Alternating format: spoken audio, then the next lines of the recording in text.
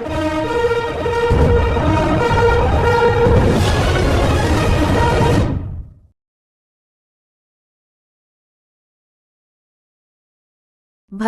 కొత్తగూడెం జిల్లా Telangana senior citizens association ఆధ్వర్యంలో NK Nagar colony వాసులు మోరంపూడి సునీల్ కుమార్ తల్లిదండ్రులు కీర్తి శ్రీరామ సత్యనారాయణ, శ్రీమతి తులసి జ్ఞాపకార్థం కొత్తగూడెం జిల్లా కేంద్ర గ్రంథాలయంలో పాఠకులకు కూల్ వాటర్ సౌకర్యార్థం 9,000 రూపాయలు విలువైన వాటర్ డిస్పెన్సర్ను అందజేశారు. ఈ కార్యక్రమానికి ముఖ్య అతిథిగా హాజరైన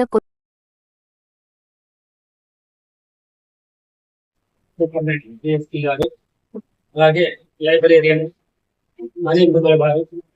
అలాగే మా సీనియర్ సిటిజన్స్ ఎగ్జిక్యూటివ్ మెంబర్స్ కూడా ముందుగా నాయకులు కానివ్వండి, మన బంధువుల తరఫున కానివ్వండి, ఎవరైనా సరే ఎంబీఏ కానీ ఇలాంటి కోర్సులకు పోయి మనం అందజేయడం జరిగేది.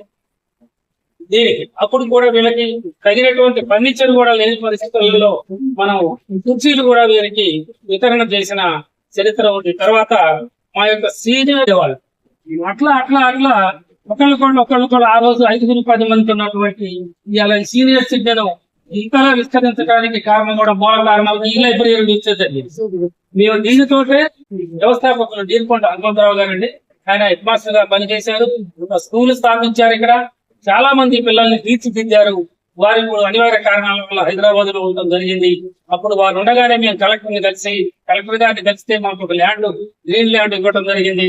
దానిలో ఒక బిల్డింగ్ ఏర్పాటు చేసుకొని మేము దానిలో క్యారమ్ బోర్డులో లేకపోతే పేపరు చదువుకొని ఊరికే ఇళ్ళకి పోకుండా సమాజానికి మనం ఎంతో కొంత పని చేయాలి, సమాజానికి మనం పనికొచ్చే కార్యక్రమాలు ఏదో ఒకటి తీసుకోవాలని ఆ రోజునటువంటి 2010 నుంచి దీనికి అంకురార్పణ చేసి ఆ రోజు నుంచి ఇప్పటి వరకు మేము ఆ కార్యక్రమాలు అంటే అనాథాశ్రమం, వారికి కావాల్సిన కొన్ని రేషన్ ఖర్చులు ఇవ్వడం, లేకపోతే విలేజ్లలో గిరిజన గ్రామాలలో ప్రైమరీ స్కూళ్లలో నోటు బుక్స్ అందుబాటులో లేకపోతే నోటు బుక్లు ఇవ్వడం, వాళ్ళకి బ్యాగులు ఇవ్వడం, ఇలాంటి కార్యక్రమాలన్నీ కూడా 2010 నుంచి మేము మొదలుపెట్టి చేసుకుంటూ వస్తున్నాము.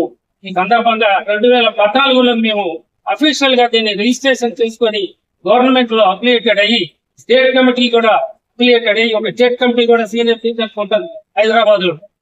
చూసినాం జీవితంలో ఎన్నో ఎత్తు పల్లాలు, ఎన్నో ఆర్పిపోతులు, అందుకని యోధులు అనుకోండి. నేను కూడా మీ సంగతితో జాయిన్ అవుతా కదా. అయితే ఇప్పుడు మనకి ఉదాహరణ శాతం వేరే కాదు, ఒంటరితనంగా ఫీల్ కావాలి. ఏదో ఒక పని మానవ సేవే మాధవ సేవ, ఏదైనా పని 10 మంది సీనియర్ సిటిజన్ కలిసి ఆ రోడ్ మీద చెత్త తీసేయడం కూడా పని, లేదా పిచ్చి మొక్కలు తీసే సంచారం చేయడం కూడా పని.